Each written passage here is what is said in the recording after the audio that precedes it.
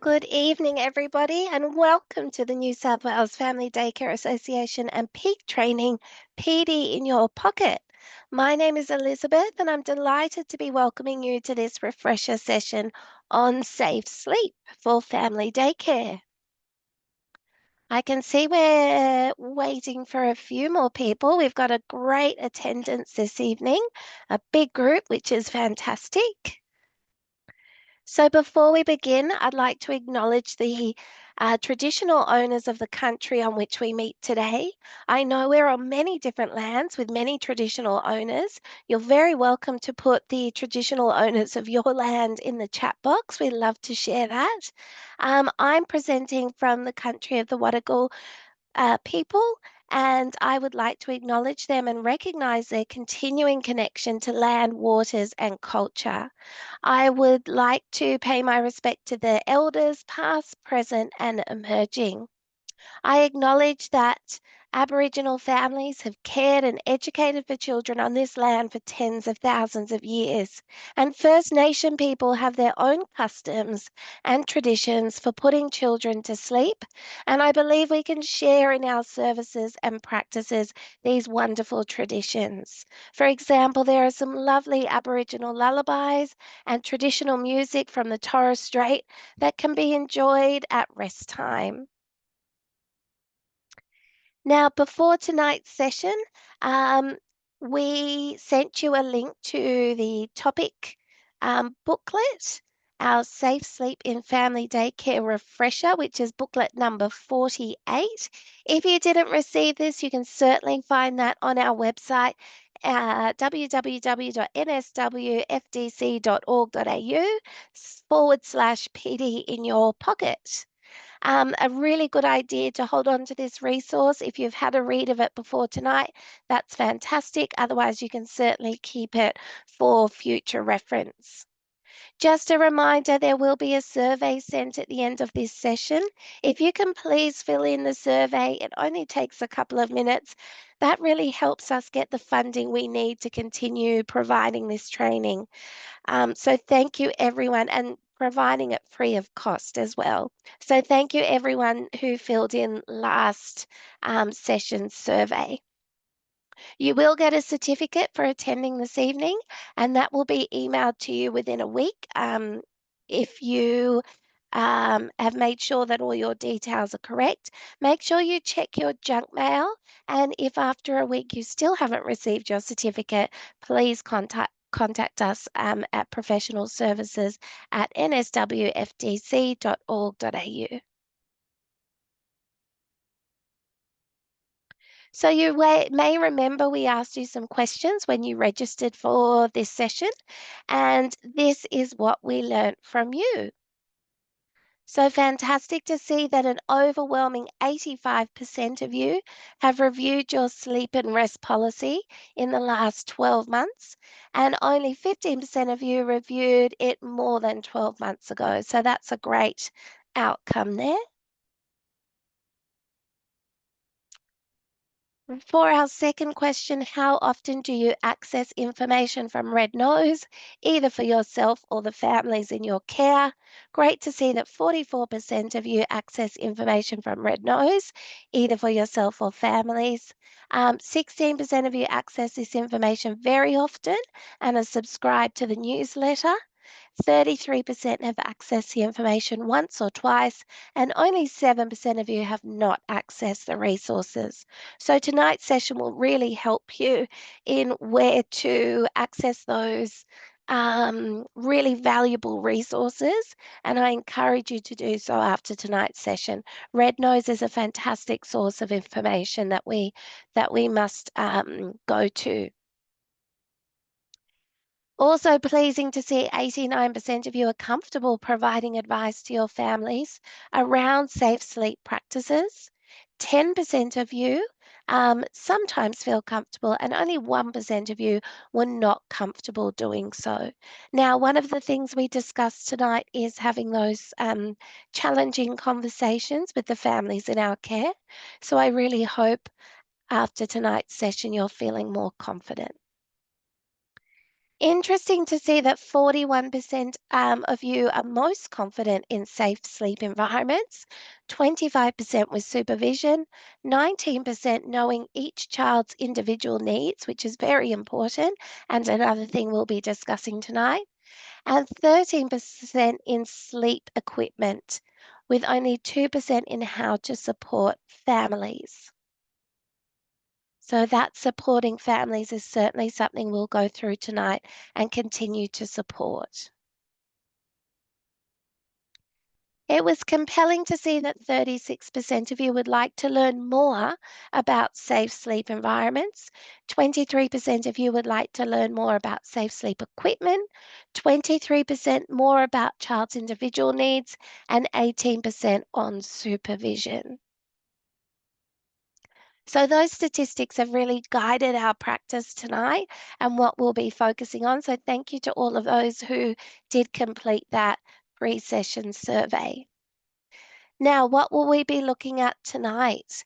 We will be revisiting a lot of the essential information around safe sleep, including what is safe sleep, why it's important, what is the compliance around safe sleep strategies, including supervision, equipment, environments, tips for policies and procedures, and of course, supporting families, which I mentioned before. Now, as this is a refresher, we did see some regulation changes in October 2023. So lots of great new resources to cover from Red Nose, which were published in 2024. Looking at the emotional sleep environment and an in-depth look at risk assessment. Now, in terms of some final housekeeping for this session, it is live.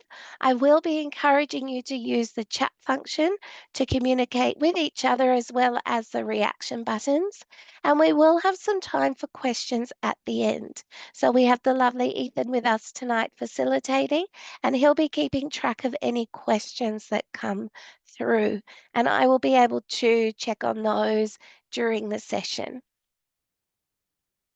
Okay, so without further ado, we are going to jump straight in because I really appreciate you've all probably had long days working today, and we don't want to go too late.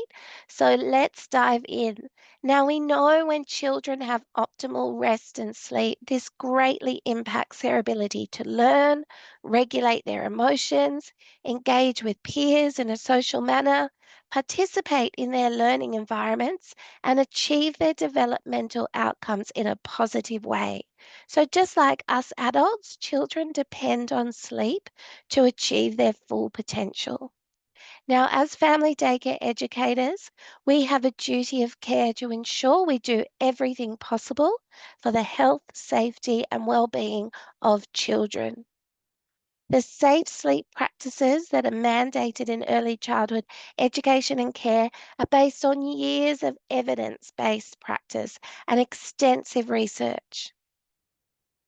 The compliance around safe sleep is there to assist us in protecting children from known risk associated with sleep and rest. And as a sector, we're becoming more and more proactive around ensuring safe sleep practices with a lot of fantastic support and education available for educators, including tonight's session. So well done you for making the time to attend. There has been a noticeable reduction in sudden unexpected death in infants, also known as SUDI, deaths across Australia in recent decades. And I'd like to personally thank you for taking the time to be here tonight to further your knowledge on developing safe sleep and rest practices. As family daycare educators who continually engage in professional development, you play a key role in ensuring we can ensure to reduce SUDI cases. You'll see tonight that there are more updates coming in 2026. So I encourage you, even after tonight's session, always maintain your currency and knowledge. Keep up to date on the Red Nose website and make sure you're regularly doing your refreshers and professional development. Now, when we look at compliance, we must be guided by the national quality standards. The two quality areas that are most relevant to sleep and rest are quality area 2 and 3. And in particular, we look at quality area 2, element 2.1.1, well-being and comfort, and 2.2.1, which is supervision, very important. And then with quality area 3, we're looking at 3.1.2. Premises, furniture, and equipment are safe, clean, and well maintained. And this is one of the changes that we see coming in 2026 is some further specific regulation and guidance around safe sleep equipment. Now, another essential document we must refer to are, of course, the national laws and regulations. And look at this list, isn't it big? These should always lay the foundations for your practice, service management, and personal conduct as a family daycare educator. They also set clear expectations for the families in your care. As you may already be aware, Red Nose Australia is the national authority on safe sleep for babies and children. Approved providers, nominated supervisors, and educators should always design their policies and practices in consultation with the recommendations, guides, and advice from Red Nose. Now, the regulatory authority and ASIC will work closely with Red Nose, and we'll be looking at a lot of their resources tonight to ensure all guidelines and requirements are backed by evidence-based practice and research. On the slide here, I have a great big table of legislation that relates either directly or indirectly to safe sleep and rest. And you may notice this table looks a little different to the one we shared when we did our original Safe Sleep in 2023. So we last presented this topic in March 2023, and I was lucky enough to be presenting that one for you as well.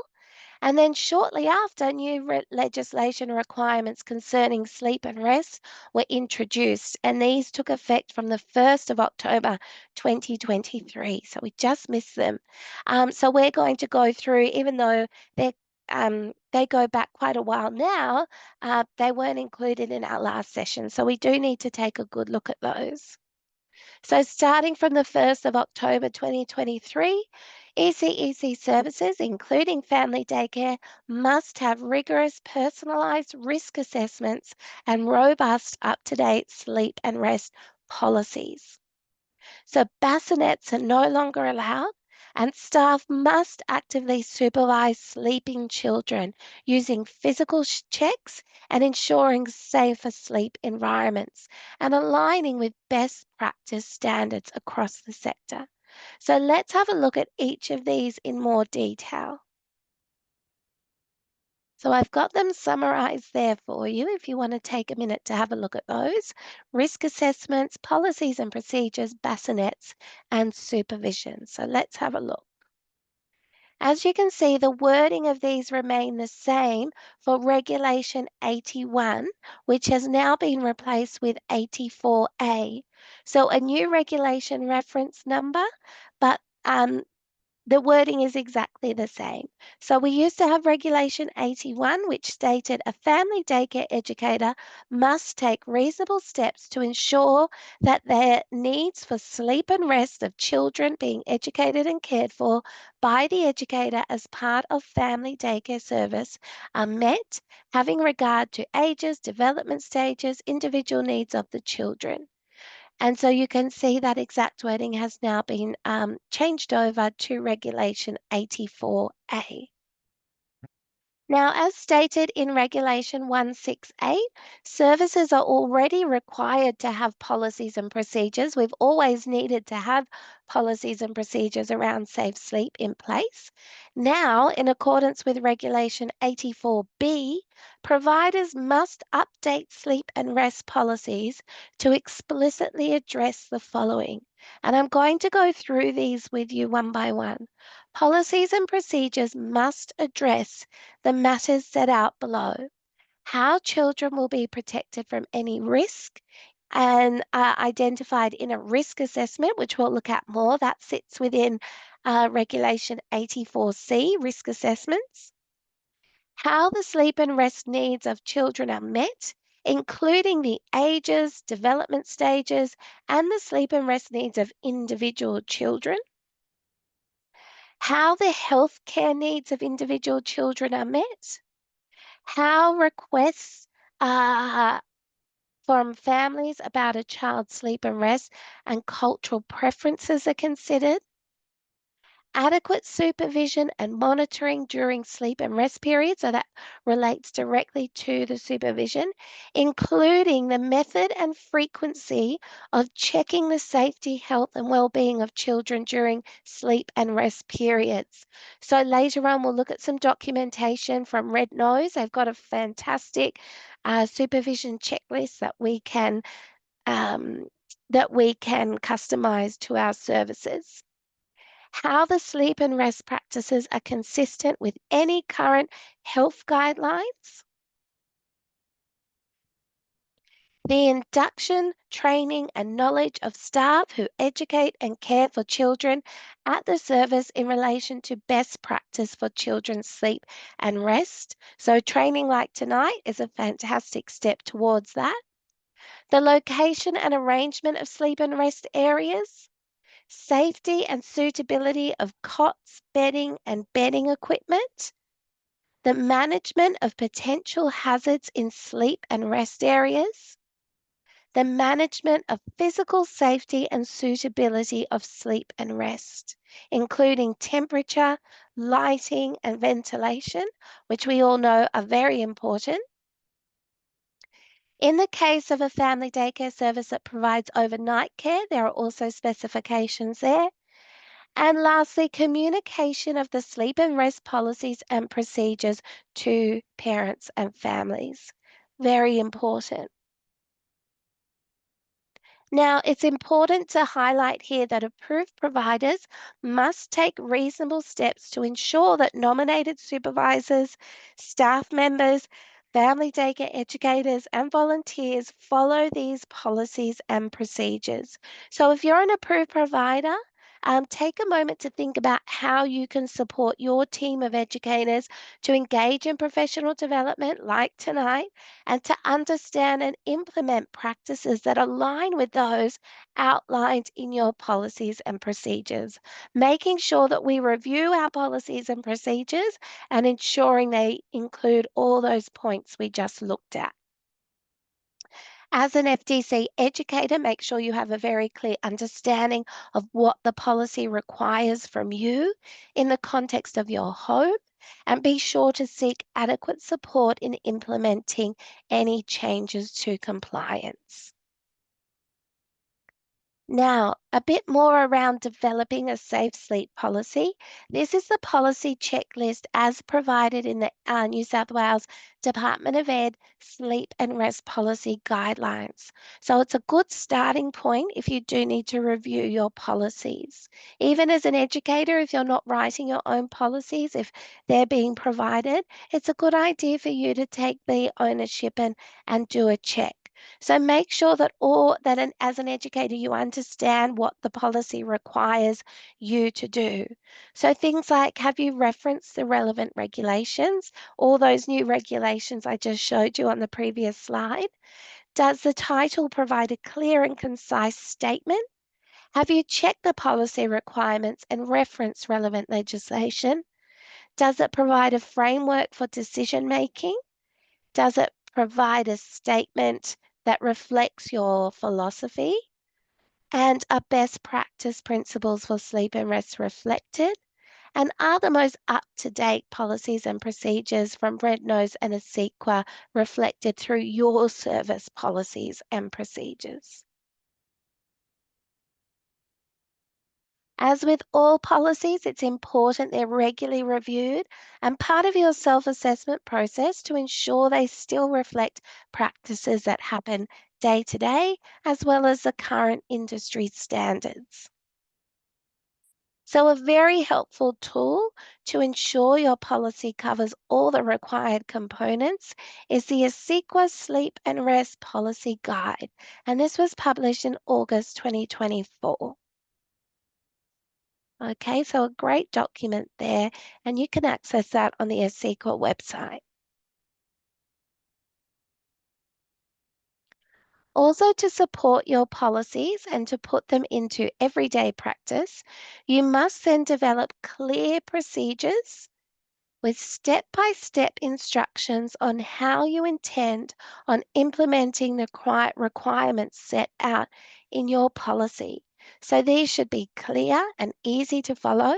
When developing procedures, think about the following. So supporting documents, where the procedures will be kept, how you will share them with families, and also really important to include the families in consultation. How often they will be reviewed, how they're in line with your service philosophy. Do you need multiple procedures for different age groups? So say you might have a procedure for your 0 to 1s, your 2 to 3s, your preschoolers. Clearly define who is responsible for what. Your approved provider, your nominated supervisor, your educators, who's doing what. So the New South Wales Regulatory Authority created these tables, which can be found in the Sleep and Rest Policy Guidelines, and they will assist you in developing procedures specific to your service needs and context. Within your procedures, you will have clear statements that specify exactly what action needs to be taken. An example of clear and detailed procedure for FDC educators monitoring sleep is below. So, for example, the educator will maintain adequate supervision of sleeping and resting children. This involves being within sight and hearing distance at all times and physically checking the children's breathing by observing the rise and fall of their chest, their lip and skin color every 10 minutes. All checks need to be conducted in person at the side of the cot and recorded at the time they occur. So that's a very detailed example of a procedure for a family daycare educator to monitor the sleep of 0 to 2-year-olds. So very detailed, very clear on what needs to be done. Okay, so now let's have a look at Regulation 84C. Approved providers must conduct a sleep and rest risk assessment at least every 12 months and as soon as practicable after becoming aware of any circumstance that may affect the safety, health, or well-being of children during sleep and rest. So every 12 months or when you become aware of new circumstances that could impact sleep and rest. The approved provider of a family daycare service must ensure that the risk assessment is conducted in respect of each family daycare residence and approved family daycare venue. So each family daycare residence, each service must have their own risk assessment conducted. The findings of any sleep and risk assessment must then be used to develop and contextualize the policies and procedures. There's no point doing a risk assessment if you're not going to use the information gained from that risk assessment to update policies and procedures. Now, what your risk assessment should consider on the slide here: number, ages, and developmental stages of each child, based on the individual family daycare residents. That's a really important point. We can't have an umbrella one for all residents within a service. Reflect individual health needs, cultural preferences, and family requests. Reflect staffing arrangements, training, and supervision requirements. Location of cots and beds and the safety of beds and bedding equipment, and environmental factors including lighting, ventilation, and temperature. So the approved provider must keep a record of each risk assessment conducted. After doing a risk assessment, the approved provider must update the safe sleep and rest policies and procedures as soon as possible. So again, another great document which you can find on the ASEQA website is the ASEQA Sleep and Risk Assessment Template. And you can contextualize that. And you can see it says there for each family daycare residence. You can contextualize that risk assessment to your service, but it is a great template to use. So at least every 12 months or as circumstances change. Now, although the requirement is to do a risk assessment every 12 months, every time we put a child to sleep, we should be doing a quick risk assessment with our eyes before we walk away. So we want to check the room, we want to check the cot or bed, and we want to check the child. So when we check the room, thinking of things like curtain cords, hazards, anywhere children could get stuck, so getting their limbs lodged in different areas. Checking the room too, so temperature, lighting, and then when we check the cot or bed, making sure that the child is tucked in, single sheet, no pillows, sheepskin, soft toys, no potential hazards there. And checking the child, so no hoodies, tops with cords, dummies, teething necklaces, hats, anything that could cause a hazard. So just make that your habit. Before we walk away, check the room, check the cot or bed, and check the child. It's fantastic to see, though. I know so many educators now are staying constantly present within the sleep environment. Okay, and now we go to Regulation 84D.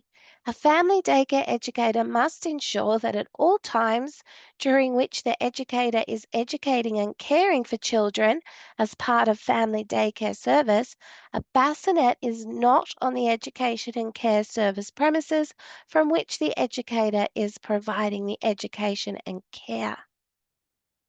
Now, ensuring that bassinets are not on the education and care service premises, including family daycare, at any time that children are being educated for. So this means that a family daycare educator may not use a bassinet for any child, including their own, on an education and care service premises at any time during which children are being educated and cared for. So keep in mind, this means if a child is counted in ratio, and if they are in an area of the home that forms part of the education and care premise, they cannot be in a bassinet. Now, these changes are in response to a coronial inquest held into the death of a child who passed away in 2019 whilst asleep in a bassinet in the care of a family daycare educator. So the coroner made several recommendations, and one of these recommendations was to prohibit bassinets in all early childhood and education care settings. Now, there's no definition of a bassinet under the National Quality Framework, but the common design and characteristics of a bassinet may include the size, the shape. So they have like a basket-like oval shape. They're slightly smaller than a regular cot. The structure, they may have handles, foldable legs, portability. They're easy to carry and move, and may be attached from a frame. Purpose, so they're specifically intended for infants under 4 to 6 months, so before they show signs of rolling, and they may be a standalone item. So many terms can be used to describe a bassinet. I've got some examples up here on the screen. They could also be termed as Moses baskets, cradles, bedside sleepers, carry cots, or portable bassinets. So we just need to make sure that these are not in our services. So, to assist us in ensuring we have high quality and safe equipment and standards, we can ensure we purchase items that meet the Australian standard. So, according to Standards Australia, a standard is a published document which sets out specifications and procedures designed to ensure that a material, product, method, or service is fit to its purpose and consistently performs in the way that it was intended. Now, standards and the law. So, on their own, standards are voluntary, but you can see within the regulations that they say that the Australian standards must be adhered to, or the educators must only have equipment that is in line with the Australian standards. Okay, so that's when it does become mandatory. Now we're starting to see some changes around this, and from the 19th of January 2026, new mandatory standards for infant sleep products, and that includes cots, folding cots, and rockers, will apply across Australia to improve infant safety. The updated rules target hazards like suffocation, choking, and entanglement to create safer sleep environments. So, what does this mean for you as educators? Starting January 2026, early childhood services will be required to comply with the updated Australian mandatory standards and review and update current sleep products. Now, there was some information published only yesterday by the Department of Education and some specific information provided. I'm going to get Ethan, if you could please drop the link to this new information that was published yesterday. You'll see 29th of September 2025. It was just a bit too late to make this presentation, but I'm going to get Ethan to drop that link. Fantastic. I can see that he's done that. So that will take you to education.nsw.gov.au early childhood and the new mandatory safe sleep standards.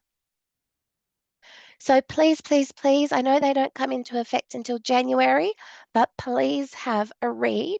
And there's some quite specific regulation now around the incline or the angle at which safe sleep equipment is allowed, and some great information there for you. So if everyone would like to just save that link. It also refers to some labeling that will now be required, safe sleep information and warning labels required on products.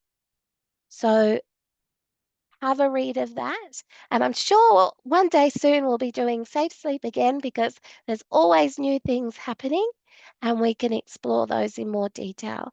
But I hope that that link is of great help to you. Now, another thing that we look at is porta cots. So if an educator elects to use a porta cot, it must meet the Australian safety standards and must be used in accordance with the manufacturer's instructions with no additional padding added. The use of a porta cot is also limited for use by a child of no more than 15 kilos in weight. Now, those recommendations are directly from Red Nose. So the porta cot must meet Australian safety standards. It must be used as per the manufacturer's instructions with no additional bedding or padding added. And for a child, no more than 15 kilos. So porta cots are designed to meet Australian standards and can be a safe sleep environment for infants when they're in good condition, set up properly, and placed in a safe location. Porta cots generally are less robust than standard cots, so they would be regularly checked in your sleep and rest risk assessments. Now, for children who have outgrown a cot, the safest option is a low to the ground toddler bed or floor mattress. And these prevent children sustaining injury from rolling off sleep surfaces from a height, and for this reason, children should not be put to sleep on couches or adult beds. So children over 2 can have a pillow and light bedding and should be provided appropriate room temperature. Okay, another supervision regulation here. How can we achieve adequate supervision? There are many effective strategies that can be used depending on the age group of the children in care. So, adequate supervision means regularly conducting physical checks of children. For sleeping children, regular physical checks should be made, for example, every 10 minutes. The circumstances and needs of each child in care should be assessed to determine any risk factors that may be around that specific child. And as I mentioned before, a physical check is looking at the rise and fall of their chest, taking note of their skin and lip color, and this should be done without disturbing the child. It's important that we don't substitute physical checks with audio monitors, video monitors, or motion sensors. Checks should be done from the side of the cot or the floor mattress, um, and an educator should always be within sight and hearing of sleeping children. Prepare for additional supervision with children with medical conditions. If you're responsible for supervising sleeping or resting children, ensure you're not distracted by any other activities or responsibilities. And make sure that your first aid, including CPR, is always up to date. Now, Red Nose recognises continuous supervision as best practice, and this is where, as an educator, insight and hearing of a sleep child at all times is important. Now, if for whatever reason, as a family daycare educator, this is not always possible, this is where your risk assessment will be a very useful tool to address potential risk in these circumstances and mitigate them wherever possible. But the regulatory authority is specifically looking that you can respond immediately, you know where children are at all times, and you actively monitor each child. Now, the model code and photography from 1st of September, the strength and child safety regulations require services to have clear policies on the safe use of digital technologies, including photography. So you may therefore ensure that your practices align with the National Model Code. So are you currently taking photos of children while they sleep? And how does this uphold their privacy, their dignity, and their safety? A really good reflective question for you. So making sure your practices align with the National Model Code even when they're sleeping and current regulations and maintain a strong culture of child safety. And here we have our fantastic Red Nose Safe Sleep monitoring poster. This might be a great reminder for physical checks that you would like to display in your sleeping area or your cot area. A great reminder again when you're doing those physical checks. So please make sure you can see and hear me. Is my head and face uncovered? Are my skin and lips a normal color for me? Is my chest rising and falling? Is my bed clear of soft and loose items? Am I warm but not too hot? So a great checklist there. Okay, so I now have our interview with Beck Thornton. This was the same interview that we presented you in 2023, but it is still very relevant and a great reminder of the importance of safe sleep. And Beck shares some very valuable information with us on this topic. So I am going to share that with you now, and I hope you enjoy. And then please stay with us because we've still got lots of fantastic slides to come.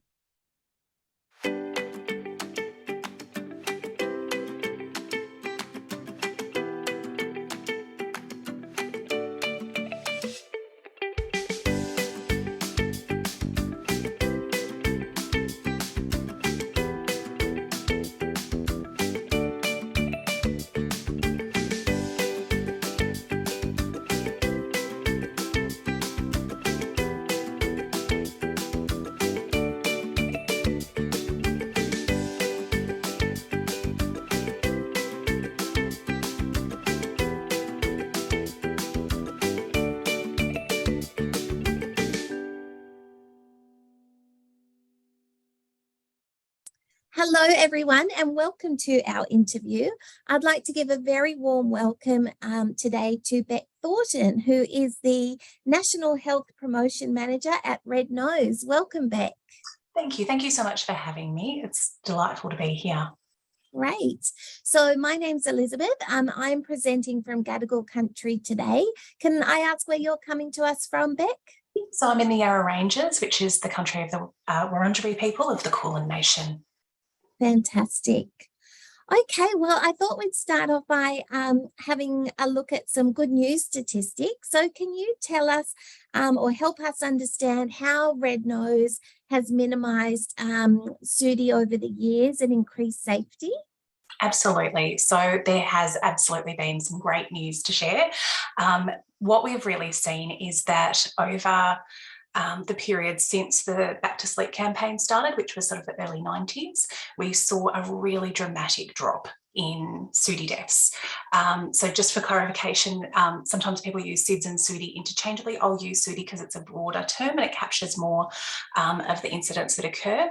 But we've seen a really dramatic drop, and essentially we went from having around 300 deaths a year in Australia from SIDS alone, which is sort of the unexplained deaths, to 10 to 20 a year. So a really dramatic decline. And we know that that's because of the safe sleeping interventions that have been implemented through public health campaigns, through organisations like Red Nose. So it's a really, it's a testament to the hard work that people like early childhood educators and parents at home have been putting in to keep their bubbies safe.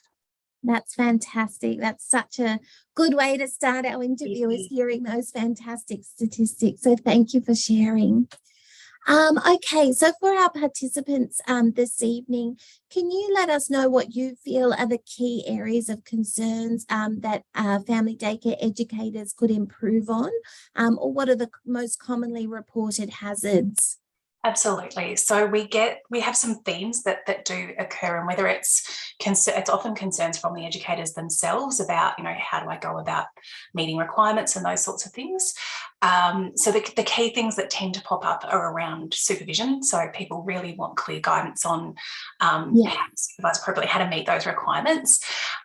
We also get a lot of inquiries about how to manage conversations with parents where they might be requesting something that's not in line with the safe regulations or with legal guidance or policy. So being able to have those conversations confidently and in a supportive way is really challenging, but it is definitely a learnable skill.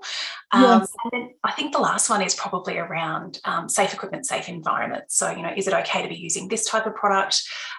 Those sorts of questions. So we get a lot of those sorts of questions when we do education sessions, with whether it's a centre or whether it's a group of FDC educators, and also certainly through our Safe Sleep line and online inquiry form as well. So they're definitely sort of the key themes that emerge on a regular basis.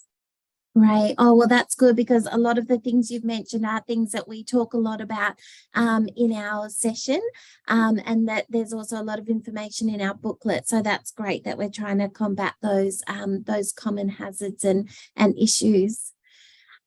So the next thing, can I ask you a very common question? How often in our family daycare services should we be checking sleeping babies and children?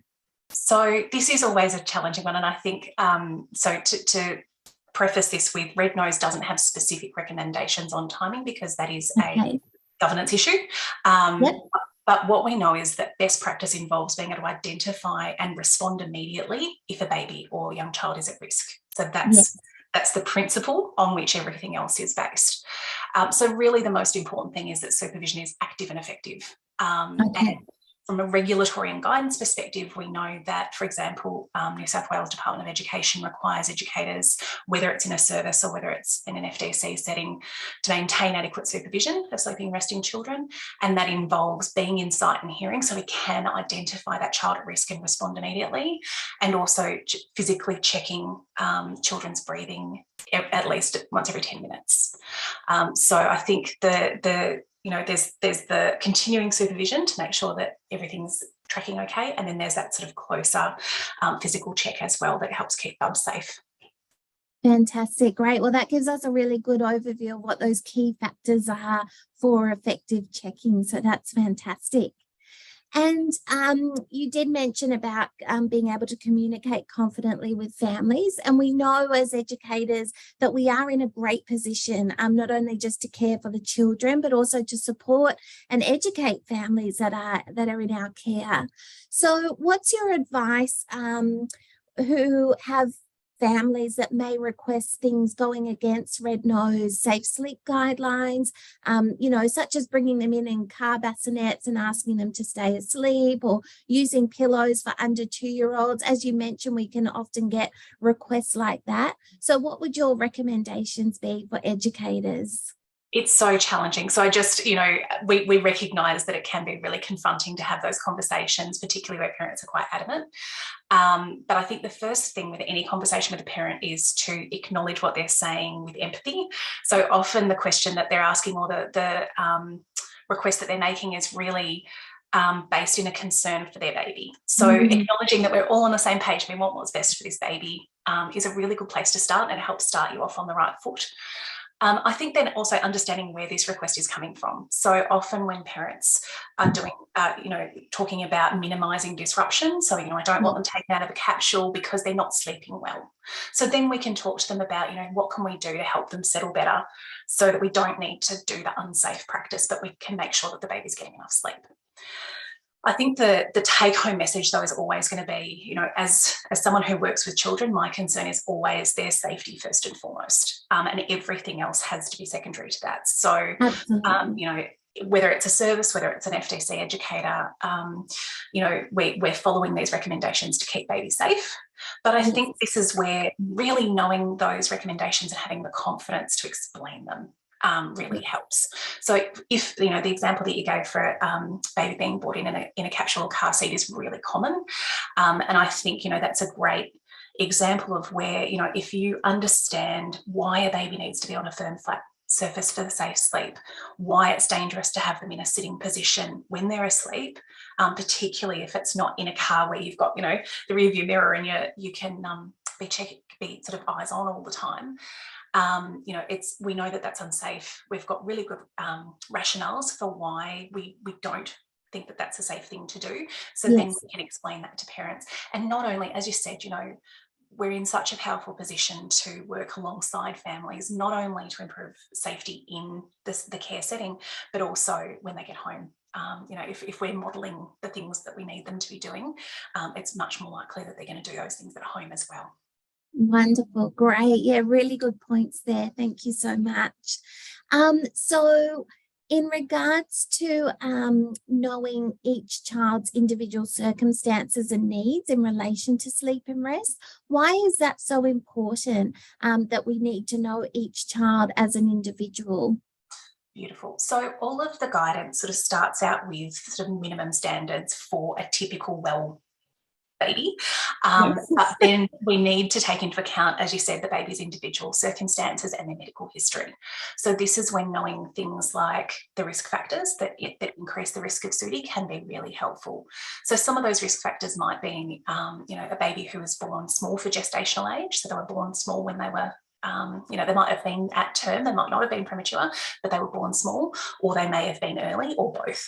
Prem babies are particularly vulnerable, but then also, babies who have an underlying health concern. So particularly things like ongoing respiratory conditions, or even just a cold, or, we try to encourage parents to keep puppies home when they're not well, but we all know that sometimes they slip through the doors anyway.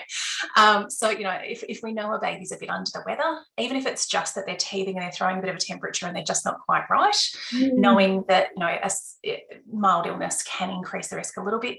So just upping those regular checks to make sure that we're maintaining that really close supervision. So anytime you've got doubts, you're better off to increase the frequency of checking, just so that you can reassure yourself that the baby's okay, and so that you can intervene if there are any problems. Fantastic. Great.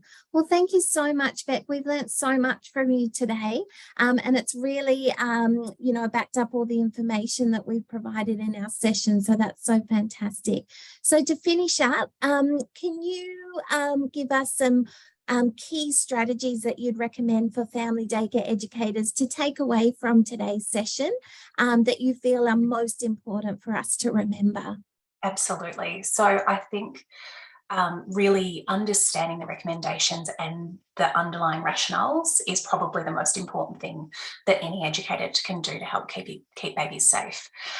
So this, allows, as I said, safe practices while the baby's in your care, but also modelling of those safe practices. So knowing, not only that we always place babies on their back to sleep, but also why that's important. Yes. Why it's so important to keep their head and face uncovered, why a smoke-free environment and a safe, clear cot are so critical. I think also, understanding the rationale behind things like policy. So understanding why regular checks, for example, are so protective, helps us maintain that standard and also then reinforce those messages for families when they go home as well. So I think, keeping up to date through regular training. We know that the FDC educators in New South Wales have been amazing with, engaging with education through places like Red Nose. So I think keeping yourself informed and even just revisiting that knowledge on a regular basis so that you can really clearly articulate to a family, this is what we do here, here's how it keeps your baby safe, this is why it's important, is just so, so important. Right. Yeah. And I think that's what it's all about, just family daycare educators feeling empowered to implement all those fantastic recommendations and strategies that you give us. Well, thank you so much, Beck. It's been great interviewing you and we hope to see you soon. Thank you so much for having me. Okay. Bye. Thanks, Beck.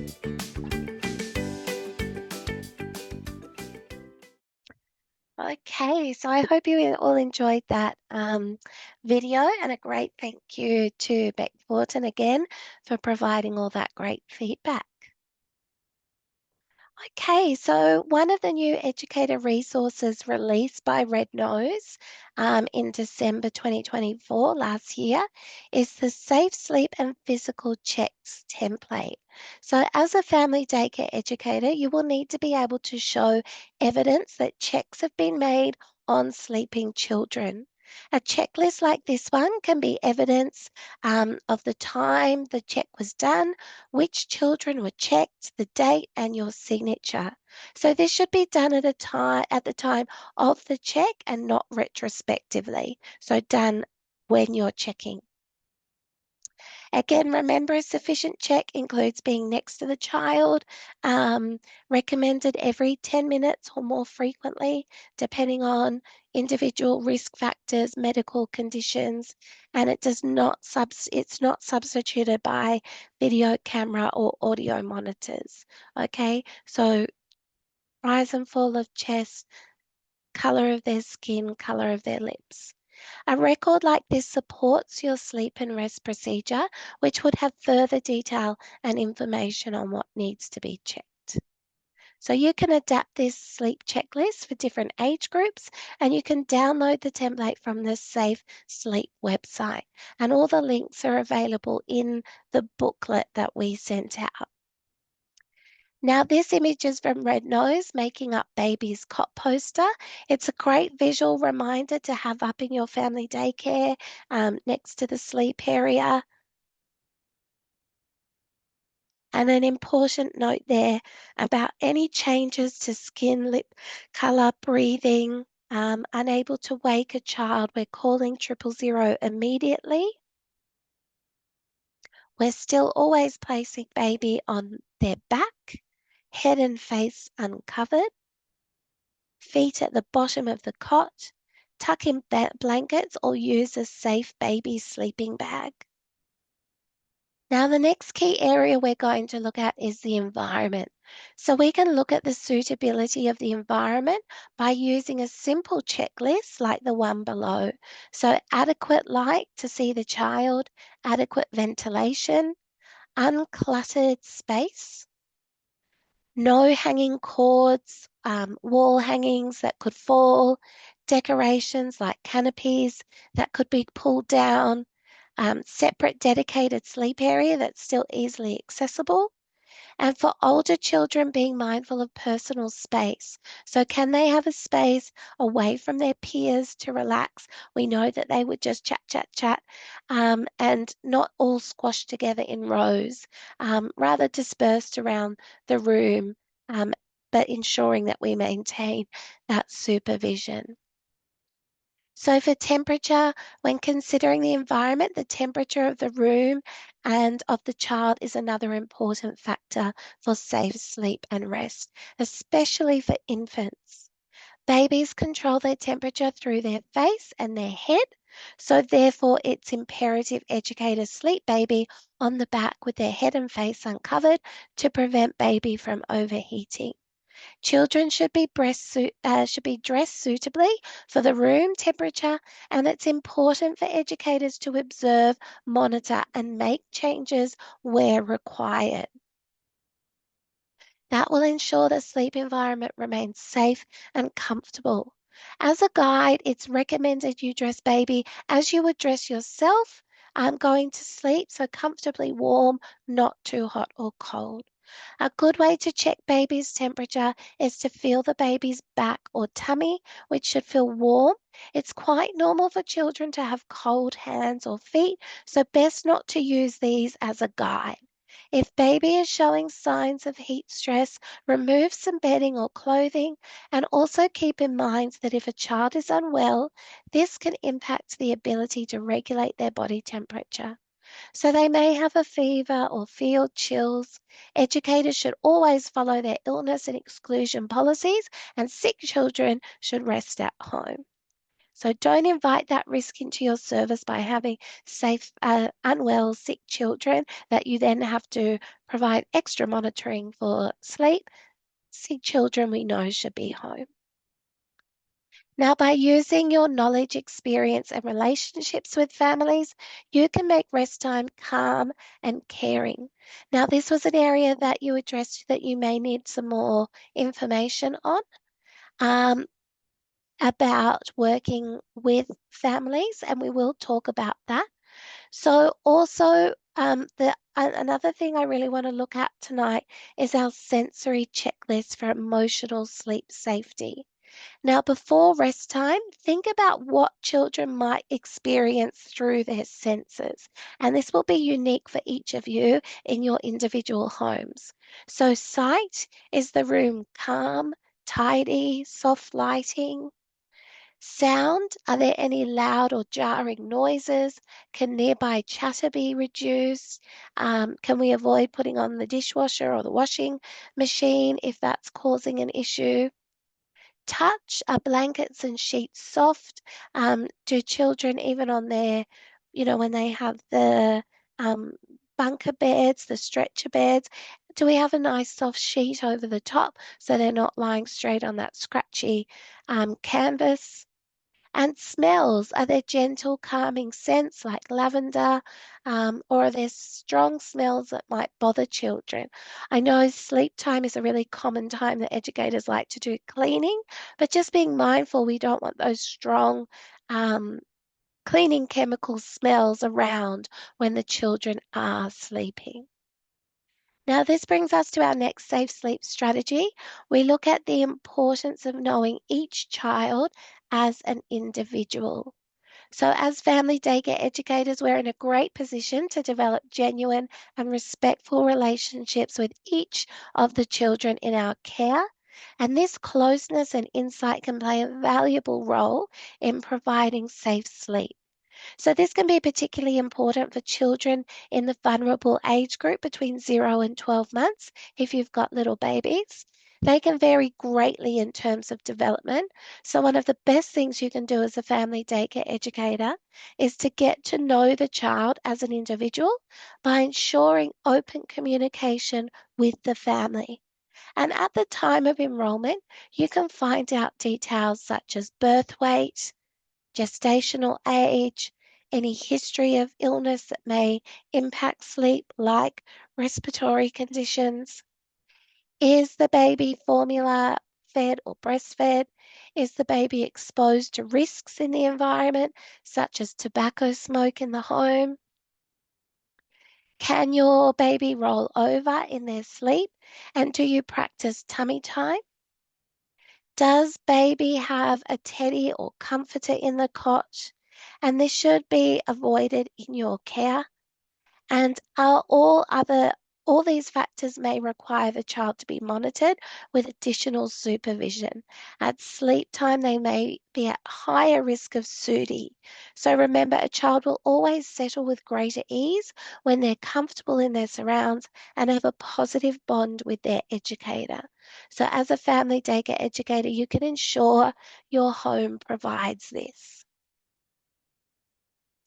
Now, a child's developmental ability and age can be an important factor when providing equipment and how to prepare children for sleep and rest. So babies should always be placed on their back when first put in the cot.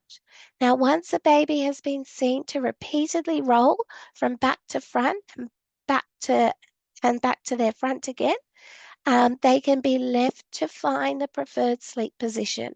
Now, this usually happens around 5 to 6 months of age. Babies younger than this who are not known to be able to roll from front to back again on their own should be repositioned onto their back. So tummy time should always be encouraged during waking hours to support baby's physical development. So we look at that holistic care of what we're doing throughout the day that can then impact sleep time. So tummy time is very important. Educators should also stop wrapping or swaddling babies that can roll and leave their arms free. Children should move out of a cot when they are looking like they can successfully climb out themselves.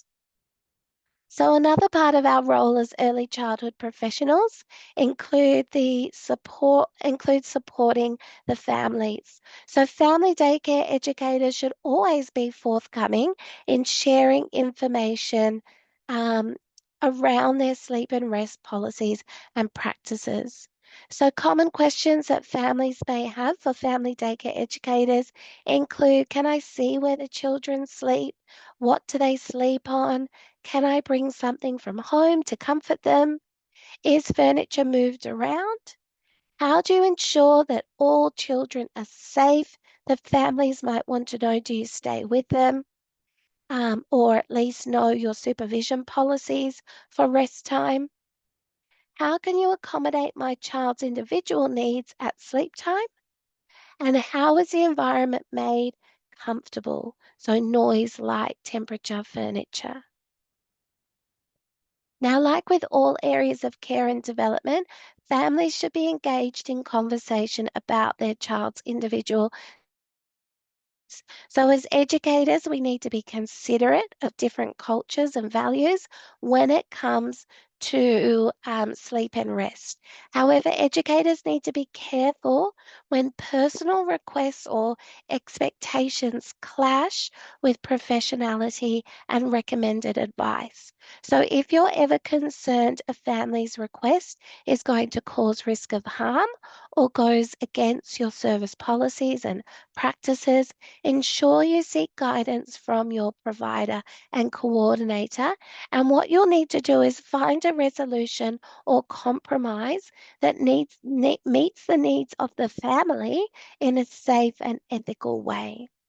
So as an early childhood educator in FDC, you are encouraged to support the education of your families by sharing advice and resources from Red Nose. And that's why that was one of our original questions in the survey. Are you providing that Red Nose information to your families? If you're in a conflicting situation with your family, it's essential to remember the following advice from the regulatory authority. And they say approved providers and educators should always follow Red Nose Safe Sleep guidelines, and also regulations definitely, even when a child's parents or carers request otherwise. Now, the requirements under Section 167 of the National Law cannot be avoided by an agreement with families.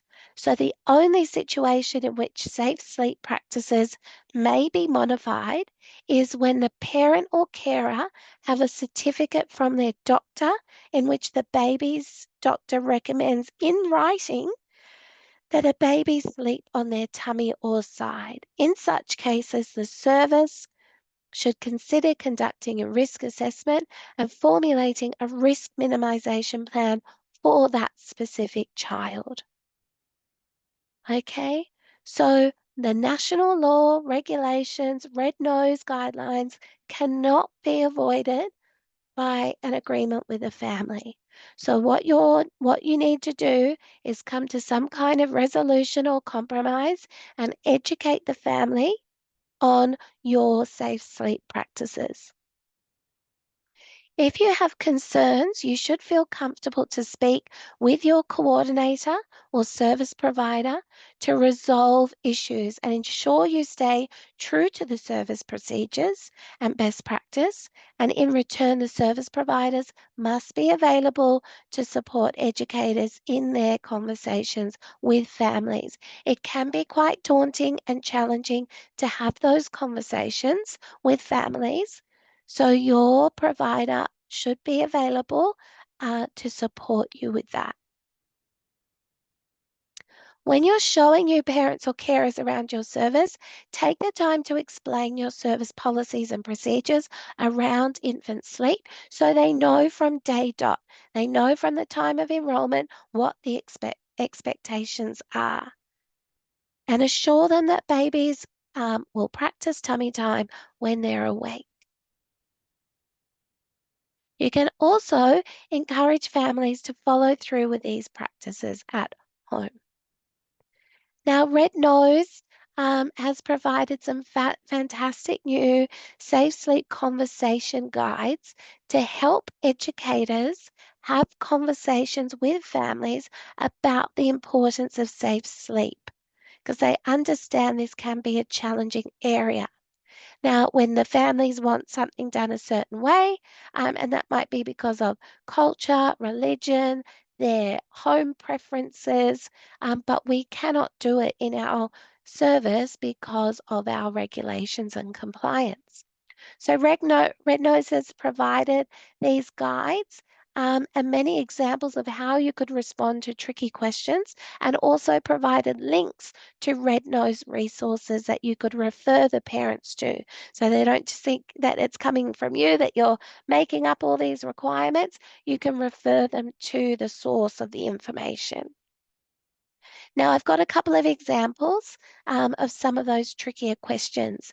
A parent might present you, my baby has fallen asleep in his pram. Could you just let them sleep in the pram for a while? I don't want to wake them. It's important to get enough sleep.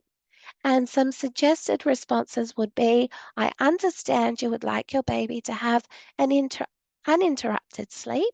The safest place for your baby to sleep is in a cot. Therefore, I will do my best to transfer them gently into a safe sleep space. Or alternatively, one might be the safest way for a baby under 1 to sleep is on their back on a flat position. Our service has done training on safe sleep. You can let them know with Red Nose, and you can let them know that our policy states I will need to follow recommendations for sleep. A parent might present with, it's really important that my baby sleeps with their amber teething necklace on, or a piece of religious jewelry. So you will need to have that conversation around why that won't be allowed, how you're going to keep both the baby and the jewelry safe during sleep time, and come to an agreement. Okay, so make sure you have a look at those Red Nose Safe Sleep Conversation Guides. There is a link in the booklet as well, and also on the Red Nose website. So another thing that we look at is, as an educator, we should never deny a chance, and this goes back to our code of ethics and our ethical conduct and the rights of the child, all those fantastic documents that guide our practice. We should never deny a child to or force a child to rest. And that can also play into parent requests. I know it's quite common to get families to insist that a child sleeps or insist that they don't sleep.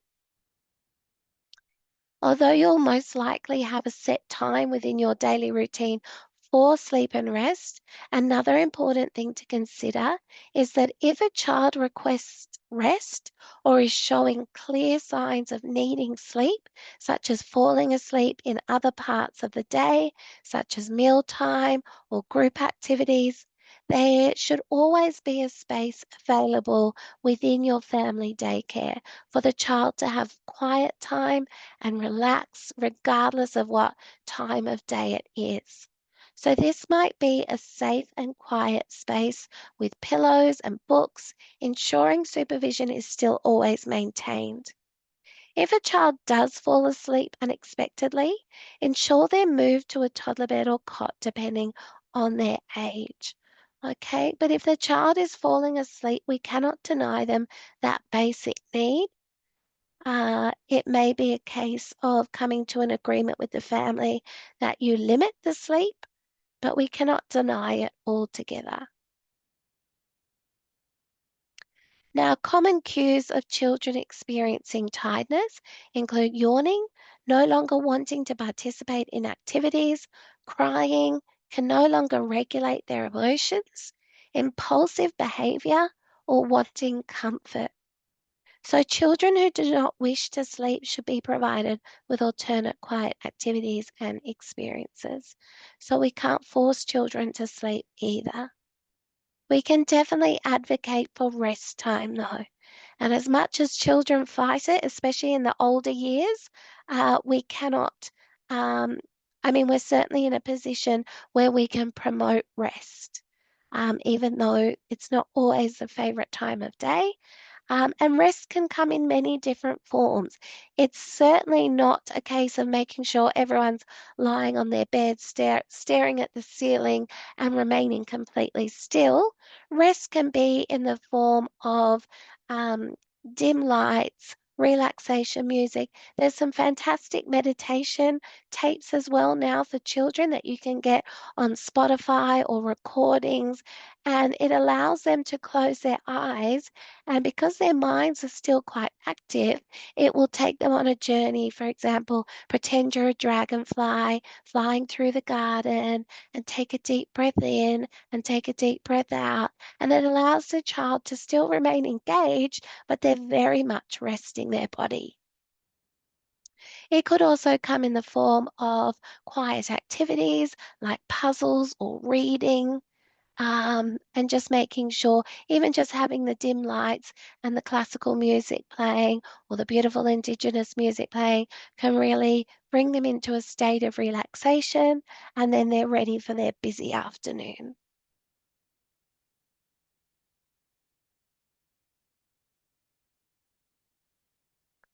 So I've mentioned many times throughout tonight's session about all these great resources. So there's just a snapshot of them here. So from Red Nose, we've got Safe Sleep and Rest, Who's Who. We've got Best Practice Sleep and Rest Audit Tool, the Safe Sleep Conversations, which is that one I spoke about, having those tricky conversations with families. Safe Sleep Rest Physical Checks, which is the one we looked at on the slide, Individual Risk Assessment, and Infant Sleep Risk Assessment. Okay, and they can all be found on rednose.org.au, and you go to the Early Childhood Educators page, and all those resources are available for you there. So you can visit the Red Nose Professional Hub. They have fantastic pages just for early childhood professionals like you. And you can book in safe sleep training through Red Nose. You can download fact sheets for yourself and your families. And they're in all different languages as well, which is a great tool for multicultural families. You can download the posters for your service. And of course, Red Nose are also on social media. You can follow them on Facebook and Instagram for updates. I also highly recommend you subscribe to their e-newsletter. If you haven't done so, you can do that on their website, and then you'll always be up to date with their current news. If you have any questions in future, I recommend you holding on to these contact details, the website, the phone number. They're available 9 a.m. to 5 p.m. Monday to Friday, or you can also email them education@rednose.org.au. So keep those contact details on your fridge, and if ever you're unsure about anything, you can give them a call. So we have gone through so much tonight. Where do we start? So much to do. I would recommend getting started on your risk assessments, which we know we have to do annually if you haven't already done so. Review individual needs of each child, looking at individual child's needs, medical conditions. Check the quality of all your sleep equipment and bedding, especially leading up to those 2026 changes. So looking at that link that Ethan put in the chat. Reflect on sleep environments. Check your current supervision process. Is it in line with everything you've seen in tonight's session? And have a read of our fantastic booklet. Check your policies and procedures and download those new Safe Sleep ECEC documents from Red Nose. So that is a great place to start. Okay, so that does bring us to the end of our session tonight. We got through that in great time. Thank you so much, everyone, for joining us tonight. I really appreciate you. It is such an important topic. And as you see, it just keeps updating with new information. We now have plenty of time for questions. So I'm going to have a quick look through the chat box and see if Ethan has any noted for us. If you feel like you've got all you need from tonight's session, you are welcome to finish up. Please remember you can participate in the Facebook group. So if you haven't joined already, you can open up Facebook and type in PD in your pocket. I'm going to stay around now for some questions. Okay, so one question that's come through, do we need to check children aged 3 to 5 in the same way as 0 to 2-year-olds? So checking every 10 minutes and recording the observations. So that's a great question. Best practice would be, yes, we need to check all sleeping children. With the older group, you may be able to it might not be so much looking at those factors of being, beside the cot, but still definitely active checks, chest checks, rise and fall of their chest, lip color, skin color, and every 10 minutes is the recommendation. So yes, all sleeping children need high levels of supervision, but great question. Okay, another question that came through, what about having hard toys, such as a hard toy dinosaur or favorite truck? So again, we really don't want any hazards within the cot or sleep area. If it's an older child, it might be a case of letting them have it next to the bed or removing it once the child has fallen asleep, but we don't want to have any hazards inside a cot. Okay, it doesn't look like there are any other questions. Let me just have another check. Okay, one more question that's come through. If family daycare residents only have school-aged children, do they still need a safe sleep risk assessment? So I believe all care services do need to have one, and it might be a case of you having one in place just in case you did have a child fall asleep. I believe that documentation would still be required, and you would only need to review that every 12 months unless circumstances changed. But yes, I believe you would still need that in place just in case you had children that slept. Okay, another great question. The sleep chart can get discarded at the end of the day or needs to be kept. So you need to provide evidence that you were doing active sleep checks. So they need to be kept for the purpose of assessment and rating, or however you're going to provide evidence. If whether it's in digital format or you are recording it on a whiteboard and you take a photo of the whiteboard, but you need to provide evidence that checks are being done. Okay. So another question, can you sleep a baby under 12 months on a mattress or must they be on a cot? So I believe under 12 months it would be more appropriate to have children in a cot. You would need to do a risk assessment of if you had a baby under 12 months on a mattress on a floor, what would be the risks associated around that? How are you going to prevent the child from rolling off the mattress? Is it adequate? Is it a firm mattress? So you need to see if it's in line with all those red nose safe sleep procedures, okay? But I believe best practice is a baby under 12 months, due to their size, they would need to be on a firm mattress in a cot. So someone's asked about children who stay overnight. There is a whole set of regulation and guidance over overnight care, and that can be found on the Department of Education website or also Red Nose. So I encourage you definitely have a look at that, because there are specific requirements around overnight care, and it does differ from our day-to-day care. So can we put a 12-month child on a soft mattress on parent request? So that would be an example like we spoke about. That would be going against the Red Nose recommendations and requirements of safe sleep equipment. It is recommended we always have a firm mattress. So you would need to have a conversation with that parent around their request and guide them in understanding the Red Nose safe sleep requirements.